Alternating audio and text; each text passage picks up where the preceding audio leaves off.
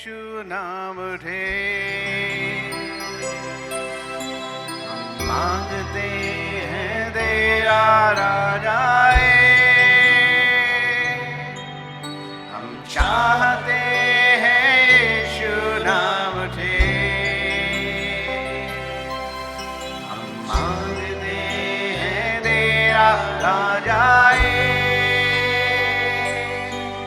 सारी धरती पे तेरी महिमा छाए, हर ज़ुबान तेरा ही गुण गाए,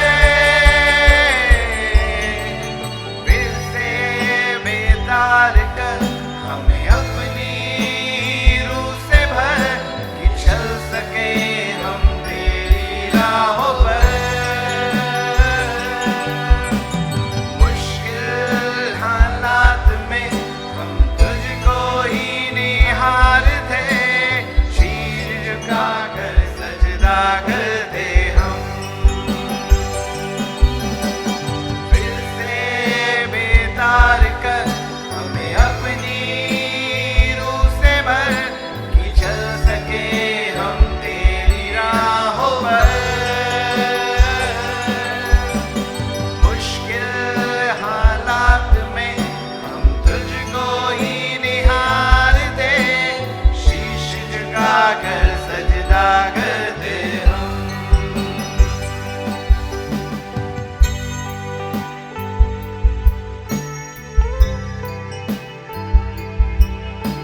सारा प्रताप सारा जलाल आप ही का है। आज हम जो कुछ हैं यीशु नाम से हैं, यीशु के लहू से हैं, असुत्तम बलिदान से हैं, कलवरी के द्वारा हैं, क्योंकि कलवरी से हमें ये समाचार मिला कि हम जयवंत से बढ़कर हैं। आपने हमें मृत्यु से जय दी, बीमारियों से जय दी प्रभु, अनंत अनंत काल की मृत्यु से आपने हमें छुड़ाया, दुष्ट आत्माओं से छुड़ाया, अंधकार और शैतान की शक्तियों से छुड़ाया। इसलिए हम चाहते हैं यीशु नाम उठे। हालेलुया।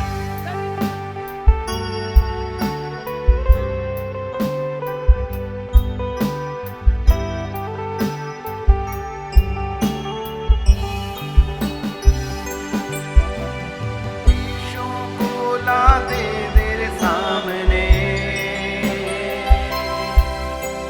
स्पर्श कर तू अपनी रूह से, देशों को ला दे तेरे सामने, स्पर्श कर तू अपनी रूह से, अंधकार बंधनों को तो आजाद कर, बेदार कर दे, फिर से बेदार कर हमें अपनी रूह से भर कि चल सके हम तेरी राहों पर। मुश्किल हालात में हम तुझको ही निहारते, शीश झुकाकर सजदा करते हम, फिर से बेदार कर हमें अपनी रूह से भर कि चल सके हम तेरी राहों पर। मुश्किल हालात में हम तुझको ही निहारते, शीश झुकाकर सजदा करते हम, फिर से बेदार कर मैं अपनी रूह से भर कि चल सके हम तेरी राहों पर। मुश्किल हालात में हम तुझको ही निहारते, शीश झुकाकर सजदा करते हम, फिर से बेदार कर हमें अपनी रूह से भर कि चल सके हम तेरी राहों पर।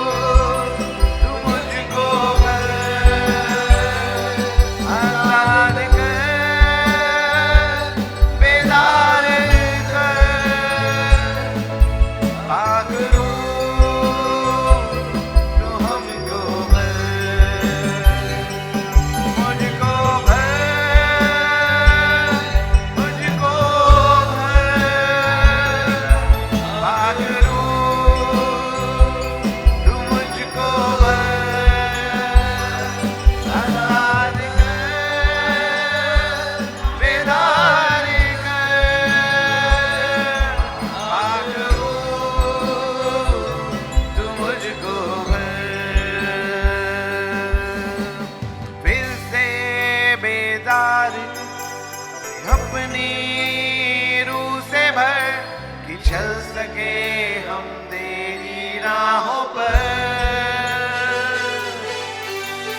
मुश्किल हालात में हम तुझको ही निहार दे, शीश झुका कर सजदा कर दे हम। फिर से बेदार कर अपनी रूह से भर कि चल सके हम तेरी राहों पर। मुश्किल हालात में तुझको ही निहार दे, शीश झुका कर सजदा कर दे हम। मुझको यस लॉर्ड भर दीजिए, मुझको हर एक कहे मुझको भर,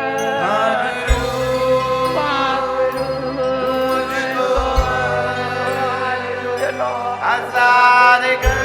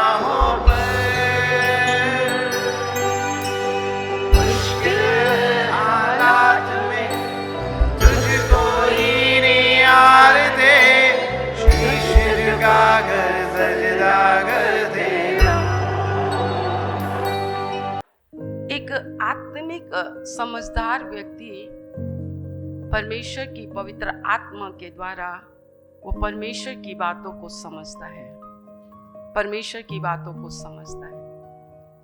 मेरे प्रियो, हमें हमेशा इस स्थान पर नहीं रहना है। बाइबल कहती है इस पृथ्वी में हम परदेसी और मुसाफिर हैं, और पृथ्वी का ये जो डेरा सा घर है वो गिरने वाला है। हालेलुया। परमेश्वर का हम धन्यवाद करते हैं कि परमेश्वर हमसे बोलता है, हमसे बातचीत करता है।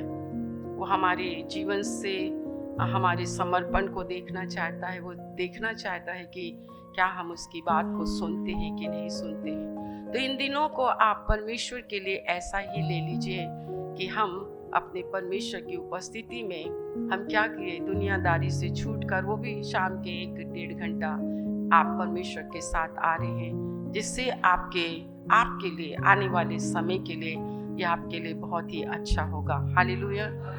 परमेश्वर के वचन को रिपीट करते हुए हम फिर से जाएंगे, क्वेश्चन आंसर के साथ जाएंगे। इन दिनों में इन बातों को जो परमेश्वर की ओर से पहुंच रही है, जो रोटी है, हमें समझ की आवश्यकता है। हम इस चीज को करेंगे। हालेलुया।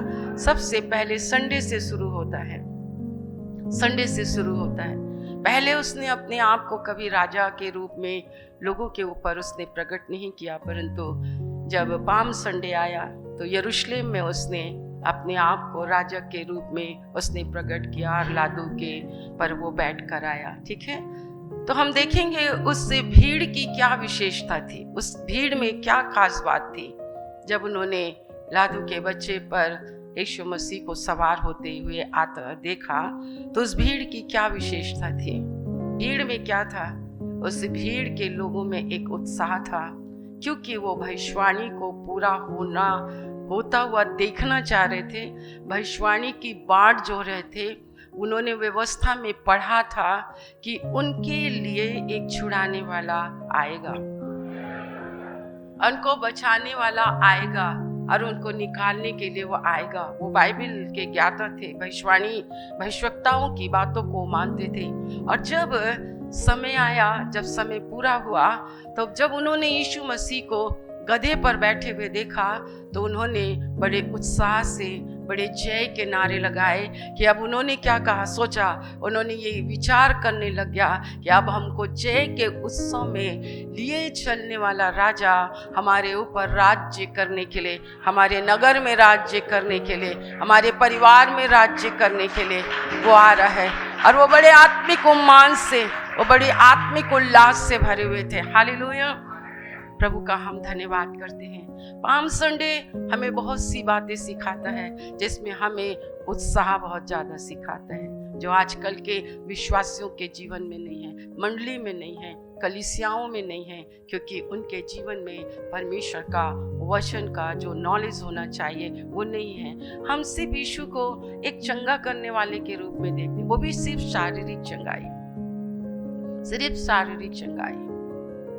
शारीरिक चंगाई आपकी आत्मा से रिलेटेड है, संबंधित है। आपकी आत्मा अगर चंगी हो जाएगी तो आपका शरीर चंगा हो जाएगा, जो हमने अभी स्टेप बाय स्टेप में लेकर चले। एक उत्साह, एक जोश उनके जीवन में होता है जो अपने छुड़ाने वाले की बाट जोते हैं, जो अपने को आजाद करने वाले की बाट जोते हैं। हम प्रभु का बहुत धन्यवाद करते हैं इस बात के लिए। फिर हमने मंडे के दिन में हमने देखा कि किस प्रकार से वो, मैं आपको यरूशलेम और बैतनिय्याह के विषय में आपको मैं बता रही हूँ, किस प्रकार से यरूशलेम का क्या अर्थ है, कोई बताएगा?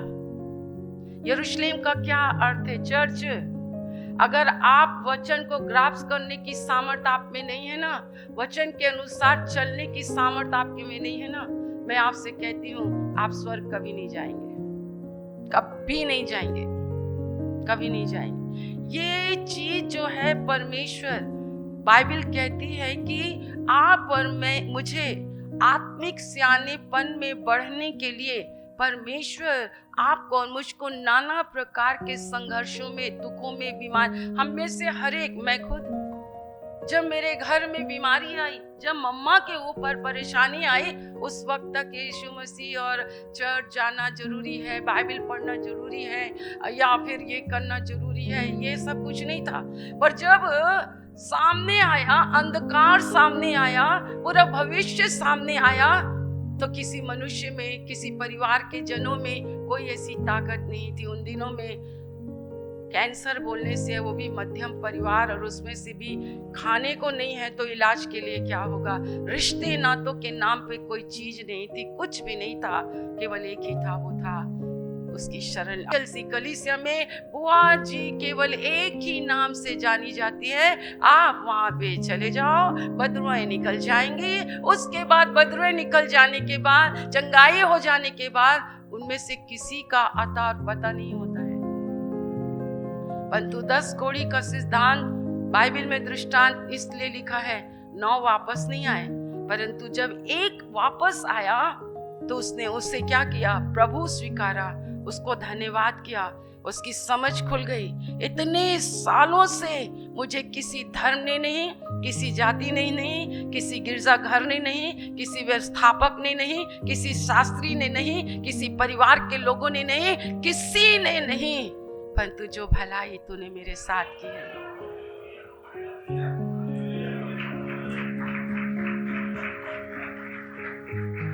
आज कलीसिया में क्यों इस प्रकार की वो चीजें हैं मेरे प्रियो? और वहां पे लिखा है, वो यीशु के पास आया, उसने ये नहीं देखा सड़क है, उसने कुछ नहीं देखा, उसने उसके सामने घुटने टेके, उससे प्रभु किया, उसका धन्यवाद किया। और उससे क्या हुआ?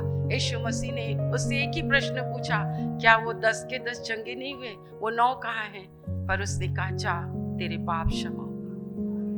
वो 9 फिर से कोढ़ से भर गए होंगे, परंतु इस मनुष्य के जीवन में कोढ़ दोबारा कभी नहीं आया। ये कोढ़ कभी नहीं आया। आप शारीरिक चंगाई लेके निश्चिंत मत रहिए। इसलिए परमेश्वर आपको और मुझको कहता है कि छोटी छोटी बीमारियां, छोटे छोटे संघर्ष, ये छोटी छोटी संकट, ये परेशानियां जब आपके और मेरे जीवन में आता है, हम बहुत हाथ पैर मारते हैं, बहुत हाथ पैर मारते हैं। अभी स्टूडेंट्स होके 12th ही क्या निकले हैं कि नौकरी ढूंढ रहे हैं, अच्छे अच्छे इंस्टीट्यूट्स देख रहे हैं, माँ बाप भर भर के पैसे दे रहे हैं। हमारे बीच में भी कई जवान हैं जिन्होंने, माँ बाप ने भर भर के पैसे दिए, जितने पैसे उन्होंने सीखने में लगाए ना, आज वो 10,000 से ज्यादा, 20,000 से ज्यादा कोई तनख्वाह वो नहीं ले पा रहे हैं। पर जब हम सब तरफ से हार जाते हैं, हारते रहते हैं, हारते रहते हैं, हारते रहते हैं, इस हार का मतलब यह होता है कि अब कोई तुम्हें ढूंढ रहा है कि तुम मेरे पास आ जाओ। हे सब थके और परिश्रम और बोझ से दबे हुए लोगों, तुम मेरे पास आओ, मैं तुम्हें विश्राम और चैन और शांति और आराम दूंगा। हालेलुया। आप समझ रहे हैं? समझ रहे हैं? तो आत्मिक समझ हमें कैसे प्राप्त होती है? दुखों से। इसलिए अगर कलीसिया में आरंभ में जब आप आए तो चकाचक चकाचक चकाचक चकाचक, हाँ, प्रभु से जो हम मांग रहे दे रहा है, जो हम मांग रहे दे रहा है, जो हम मांग रहे दे रहा है, क्योंकि आप बच्चे हो, वो आपको सिखाना चाहता है। हर छोटे माँ बाप जब बच्चे छोटे होते हैं तो किस प्रकार से उसको रोने नहीं देते। मैं ये वीडियो आपको बहुत जल्दी दिखाने वाली हूँ, ठीक है? कलीसिया में ऐसे ही है। परंतु आत्मिक समझ को प्राप्त करने के लिए हमें आत्मिक समझ को प्राप्त करना है, और ये आत्मिक समझ हम छोटे छोटे दुखों से परमेश्वर पर विश्वास और भरोसा करना, और सबसे ज्यादा इस वचन को जब हम सीखते हैं तो हमारी समझ, हम विश्वास में बढ़ते हैं कि यही प्रभु है। और जब हम आत्मिक समझ में, ध्यान से देखना, हाँ बढ़ना, जब हम आत्मिक समझ में बढ़ते हैं तो हमारी समझ खुल जाती है, मैं कौन हूँ। जब हम आत्मिक समझ में बढ़ते हैं पिता पुत्र पवित्र आत्मा के, है ना, एक अच्छी सेहतमंद कलीसिया दुखों के अनुभव से आपका पास्टर आपको सिखाता है। ये 7 साल की ट्रेनिंग, ये 8 साल, मैं ये नहीं कह रही ट्रेनिंग अच्छी नहीं है, हमें जाना चाहिए। हम भी गए 4 मंथ्स, बस 4 मंथ। मिनिस्ट्री ये नहीं है, सेवकाई ये नहीं है, आत्मिक समझ ये नहीं है। हम बाइबल पढ़ते हैं, आपके भी हाथ में बाइबल है। भक्ति कमाई का द्वार नहीं है। इस बात को CLC कलीसिया बहुत अच्छे रीति से समझ जाना। ना मान और सम्मान के लिए सेवकाई होती है, ये तो प्रभु का अनुग्रह है कि जब वो हमको अपने उपयोग में लाता है तो कल तक कोई देखता नहीं। हमारे खुद के परिवार के लोग नहीं देखते थे, आज लोग देखते, पर भी पूरे लोग नहीं देखते। पूरे लोग रिस्पेक्ट के साथ नहीं देखते, पूरे लोग आदर के साथ नहीं देखते। मेरे यीशु को कोई आदर दिया, पर बहुत ज्यादा लोगों ने उसको निरादर दिया। पर क्या उनके निरादर करने से, या मेरे यीशु को शैतान कहने से, या मेरे यीशु को चंगाई लेने के बाद, सब कुछ कर लेने के बाद, क्या वो मेरा प्रभु का मिशन पूरा नहीं हुआ? पाम संडे इस बात को दिखाता है कि यीशु मसीह ने परमेश्वर के उद्देश्य को पूरा किया।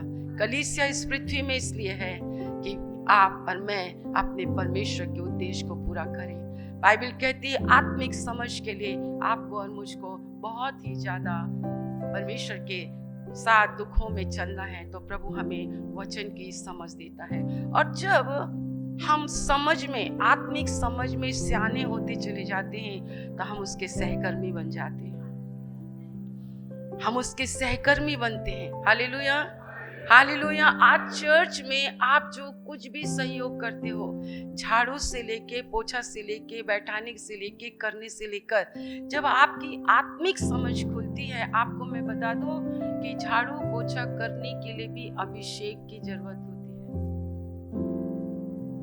हर कोई परमेश्वर की सेवा नहीं कर सकता है। आप ये 10 दिन आपके लिए बहुत बहुमूल्य होने वाले हैं, और ये 10 दिन आपके लिए न्याय को भी प्रकट होने वाले हैं, जो आज का वचन मैं आपको देना चाहती हूँ। सहकर्मी, जब हम आत्मिक समझ में बढ़ते हैं तो हम उसके सहकर्मी हो जाते हैं, और जब हम उसके सहकर्मी हो जाते हैं, मैं पॉइंट द पॉइंट फिर आपको बताऊंगी, तो परमेश्वर हम पर अपने भेदों को खोलने लग जाता है, हम पर अपने रहस्यों को प्रकट करने लग जाता है। जैसे यरूशलेम में वो रुका नहीं। यरूशलेम और बैतनिय्याह के विषय में मैं आपको बता रही हूँ। आपको मालूम है यरूशलेम वो स्थान है, आप इसको पढ़ लीजिए, आप इसको याद कर लीजिए। ये जो है ना, आज अब ये नहीं है इसके लिए प्रार्थना कर दिए, उसके लिए प्रार्थना कर दिए, इधर दुष्ट आत्मा निकाल दिए, उधर दुष्ट आत्मा निकाल दिए। परमेश्वर के साथ बैठकर सिर्फ अपने घर की जिंदगी और अपनी शारीरिक आवश्यकताओं के लिए ही हम प्रार्थना कर रहे हैं। प्रार्थना ये नहीं है मेरे प्रियो। प्रार्थना, बाइबल कहती है यरूशलेम वो स्थान है आपकी आत्मा में वो आता है, वो आपको उपदेश देता है, वो आपको शिक्षा देता है ना, आपको चंगा करता है। आज यरूशलेम है, ये इतिहास बताता है यरूशलेम है, पर आपको और मुझको आत्मिक रीति से बाइबल में यरूशलेम कहा गया। वो हमारे जीवन में आता है, हमारे हृदय में आता है, हमारे शरीर में आता है, हमारे दुखों को देखता है, वो हमारे लिए प्रार्थना करता है, हमें चंगा करता है, हमें उपदेश देता है। परंतु मैंने क्या बताया, वो यरूशलेम में कभी रुका नहीं। आपके अंदर अगर उसकी आत्मा नहीं है, आप पवित्र आत्मा से परिपूर्ण नहीं है, आप अन्य भाषा में बातचीत नहीं करते हैं, आप आत्मा के चलाए नहीं चलते हैं, आपका कनेक्शन उससे टूटा हुआ है, वो यरूशलेम में रुकता नहीं है। पर वो बैतनिय्याह में रुका, वो बैतनिय्याह में रुकता है, वो बैतनिय्याह में रुका। क्यों रुका? थोड़े से लोगों को लेकर, उसके 12 चेले थे। परमेश्वर थोड़े से, आज का मेरा संदेश यही है मेरे प्रियो, चांदी छुटकारे को दिखाता है। 2 कुर्सियों को खांचे से चांदी से तू भरना, 2 लोगों का सहमत होना, कलीसिया में पिता पुत्र और पवित्र आत्मा के साथ आप दर्शन के साथ अगर आप सहमत होते हैं, प्रभु की आज्ञाओं के साथ आप सहमत होते हैं, तो सहमत जो होते हैं वो स्थिर होते हैं। आज बहुत सारे लोग लंबे समय से इस दर्शन में हैं, उनके लिए कोई शिकायत नहीं है, ना माथे में सिकन है मेरे, ना उनके जीवन में किसी भी प्रकार का नहीं। पर बहुत सारे लोग जो अकेले चलते हैं, अकेले परिवार में रहते हैं, जो सिर्फ यीशु उनके यरूशलेम में आता है, बीमारी में, संकट में, परेशानी में। अब तो इतना हो गया है कि उनको यीशु का नाम मिल गया है, वो अब इस चीज को वो अपने अकेले में प्रार्थना कर लेते हैं। कई लोगों को प्रार्थना की भी जरूरत नहीं, और कई लोगों को तो बहुत ज्यादा प्रार्थना की जरूरत है। पर एक बात याद रख लीजिए, वो यरूशलेम में रुकता नहीं है। अगर आप अकेले चलते हैं, दर्शन के साथ नहीं है, जिस एक ही मूल्य से, एक ही कीमत से CLC कलीसिया को परमेश्वर ने लहू लहू, यीशु का लहू हमें मुक्ति देता है। ऐसे बड़े बड़े काम आज इस कलीसिया के अंदर जो घराने हैं, कई तो चले गए, कई तो निकल गए, किसी की शादी हो गई, कोई बाहर चले गए, कोई कहीं चला गया, और वो जो सब जाकर अपनी अपनी जिंदगी में वो जीने लग गए। परंतु मेरे प्रियो, उनकी स्थिरता खुदा के हाथों में है। परंतु हम प्रभु का धन्यवाद करते हैं जिससे एक विशेष उद्देश्य के लिए 2 चेहरों के साथ चांदी के द्वारा, छुटकारे के द्वारा उसने हमें अपने मिशन को पूरा करने के लिए उसने किया। आज हम प्रभु में स्थिर हैं, आज हम वचन में स्थिर हैं, हम अपने मसीह की देह में स्थिर हैं, हम उसके उन उपकारों को देखते हुए स्थिर हैं, उन भलाइयों को देखते हुए स्थिर हैं। आज भी ऐसा लगता है मानो आज उसने मेरे साथ ये काम कर दिया है। ये डामाडोल होना, ये स्थिरता नहीं है। एक ही देह में उसने आपको और मुझको स्थिर किया है। हालेलुया। हम अपने परमेश्वर का बहुत धन्यवाद करते हैं इन वचनों के लिए। आइए मेरे साथ निकालेंगे, हम फिर से मरकुस की पुस्तक उसका 11 अध्याय में हम आएंगे, और इस प्रकार से हम इसको धीरे धीरे करके हम इन चीजों को देखेंगे। हालेलुया। जब वो यरूशलेम से निकट, एक अध्याय से 11 का 1 पद से हम पढ़ेंगे। जब वे यरूशलेम के निकट जैतून पहाड़ पर बैतफगे और बैतनिय्याह के पास आए, तो उसने अपने चेलों में से 2 को ये कहकर भेजा, सामने के गांव में जाओ, और उसमें पहुंचते ही एक गधी का बच्चा जिस पर कभी कोई नहीं चढ़ा बंधा हुआ तुम्हें मिलेगा, उसे खोल लाओ। यदि तुमसे कोई पूछे ये क्यों करते हो, तो कहना प्रभु को इसका प्रयोजन है, और वह शीघ्र उसे यहाँ भेज देगा। उन्होंने जाकर उस बच्चे को बाहर द्वार के पास चौक के बंधा हुआ पाया और खोलने लगे। उनमें से जो वहाँ खड़े थे कोई कहने लगे, ये क्या करते हो, गधी के बच्चे को क्यों खोलते हो? जैसा यीशु ने कहा था वैसा ही उन्होंने उनसे कह दिया। तब लोगों ने उन्हें जाने दिया।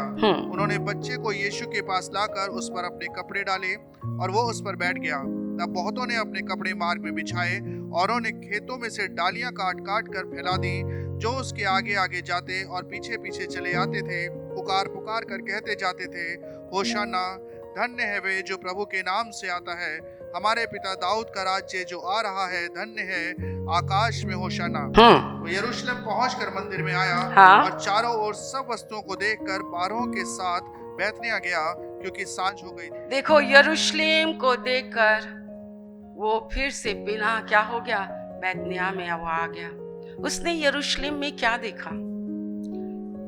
आज वो आपके और मेरे जीवन में क्या देखा? जब हम आत्मिक रीति से, आत्मिक समझ में हम बढ़ते चले जाते हैं ना, तो हम उसके सहकर्मी होते चले जाते हैं। हम उससे अलग नहीं है, ये बात सच में है ना? हम उससे अलग नहीं है। जो तुम सुनते हो, अगर तुम उस पर विश्वास करने लग जाओ, तो मैं सच में कहती हूँ, आपके जीवन में बंधन और क्लेश और निर्धनता और गरीबी और ये सब कुछ कभी नहीं रहेगी, क्योंकि यीशु मसीह आया ही है। इसीलिए तो आया कि तुम्हारे बंधन खोले। कैसे अंजीर के टिकिया से उसने क्या कर दिया? उसने हिचकिया के घाव को क्या कर दिया? भर दिया, उसको एक जीवन दे दिया। मतलब अंजीर इस बात को बताता है कि यीशु मसीह आपको और मुझको एक अच्छी सेहत देने, एक अच्छी श्वास देने आया। हालेलुया। हाँ, आपको विश्वास करना है। यीशु मसीह ने आपके और मेरी बीमारियों को नहीं उठाया, उसने आपके और मेरे पाप को उठाया है। उसने मेरे और आपके पाप को उठाया है। Hallelujah, hallelujah.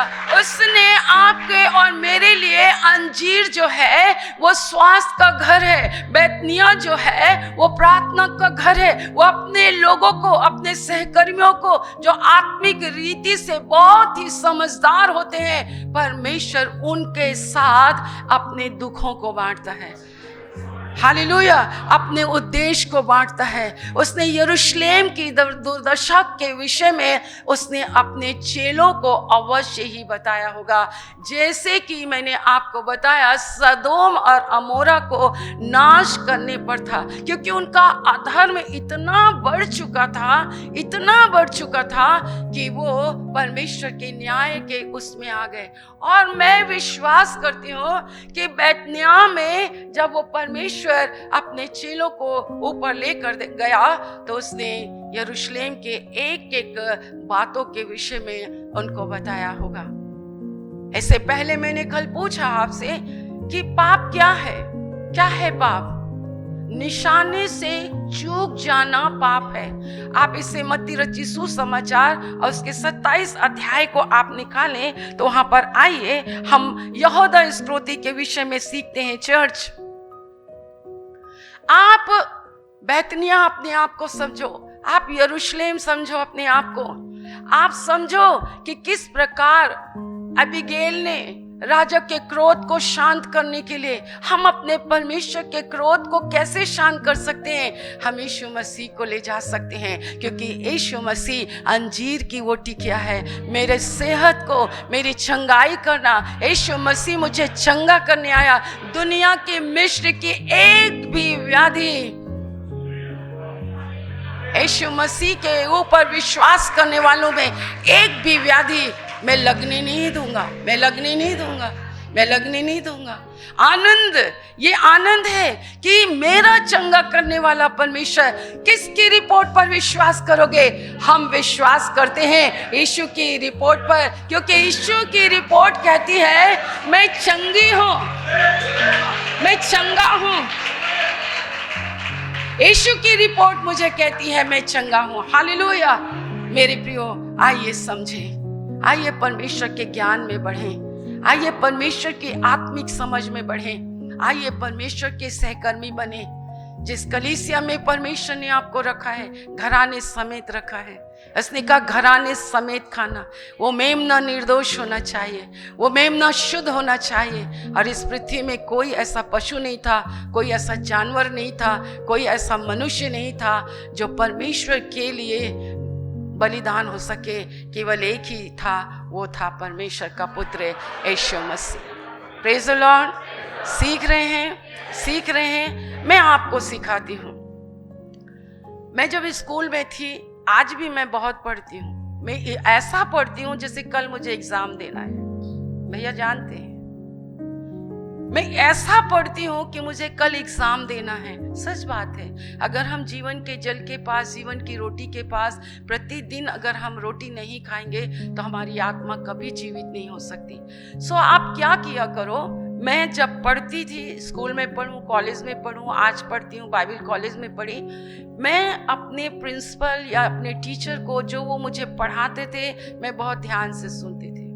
और ध्यान सुनने के बाद बाइबल तो आप वर्ड्स नोट कर सकते हैं, पर उसके मूल सार को आप समझ जाइए। और जब आप घर जाते हैं, इत्मीनान से 5 मिनट पहले आप अपनी एक डायरी में निकालें कि आत्मिक सियानापन क्या है, आत्मिक सियानापन को हम कैसे प्राप्त करते हैं, मैं आत्मिक रीति से समझदार कैसे हो सकता हूँ। फिर ऐसे करके आप लिखो, जिस प्रकार के दुख, रोग, बीमारी मेरे जीवन में आते हैं, तो ये दुख, ये बीमारी मुझे विश्वास में, आशा में, परमेश्वर की निकटता में, परमेश्वर की उपस्थिति में मैं जितना ज़्यादा वचन, जितना ज़्यादा प्रभु के करीब रहूँगी, मेरा परमेश्वर मेरे समझ को खोलेगा और ये दुख मुझे प्रभु के निकटता में लाएंगे और मेरी समझ को खोलेगा कि इस समस्या का कारण क्या है और मैं आत्मिक समझ में बढ़ूंगा। अच्छा ठीक है, आत्मिक समझ को प्राप्त करने के बाद इसका क्या लाभ मुझे मिलता है? इसका लाभ मुझे मिलता है कि परमेश्वर अपने भेदों को, अपने रहस्यों को, होने वाली बातों को मेरे जीवन में खोलता है। यरूशलेम क्या है? यरूशलेम परमेश्वर के उपदेश का स्थान है, शिक्षा का स्थान है, सिखाने का स्थान है, चंगाई का स्थान है, आश्रय करने का स्थान है। क्या यरूशलेम में परमेश्वर कभी रुका? नहीं, यरूशलेम में परमेश्वर कभी नहीं रुका। क्यों नहीं रुका? क्योंकि वो बैतनिय्याह में उसका समय अभी आया नहीं था। यरूशलेम तो उसके लिए सिर्फ इसलिए था कि वो घसीटा जाए, मारा जाए और क्रूस पर टांगा जाए, उसका समय नहीं आया था, पर वो बैतनिय्याह में आया। आज का जो सब्जेक्ट है वो यही है। जब मैं इसे स्टडी कर रही थी, ये सब कुछ पहले से प्रभु ने मुझे दिया है, ये प्रभु ने मुझे दिया है। आपको मालूम है, अगर मैं रहस्य और परमेश्वर के भेदों को मैं जानना चाहती हूँ, आपको मालूम है परमेश्वर क्या रहस्यों को खोलता है? मैं यरूशलेम और बैतनिय्याह में ही हूँ। आप हैं मेरे संग? आप सुन रहे हैं, सीख रहे हैं? ये 10 दिन आपके लिए बहुत मायने रखता है। आप मन फिरा लीजिए संसार से, संसारिकता से, परमेश्वर के ज्ञान से। आप एकदम वैसे न रहे, कुछ काम नहीं आएगा, सिर्फ यही जीवन की रोटी आपके काम आएगी।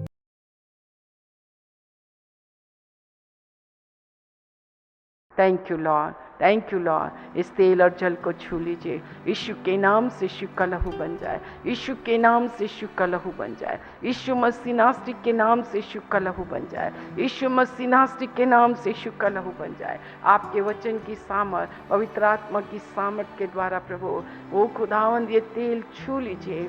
जो कोई बंधुआई में है, पाप की और शैतान की, निर्धनता की, रोग और बीमारी, यीशु के नाम से, यीशु के लहू से नष्ट हो मेरे प्रभु, नष्ट हो जाए और उन्हें बाहर निकालिए प्रभु, उन्हें बाहर निकालिए मेरे परमेश्वर पिता, ताकि वो आपको जाने पहचाने, उनका जीवन आपके हाथों के द्वारा संवारा जाए, एक एक के ऊपर आपका हाथ पाया जाए।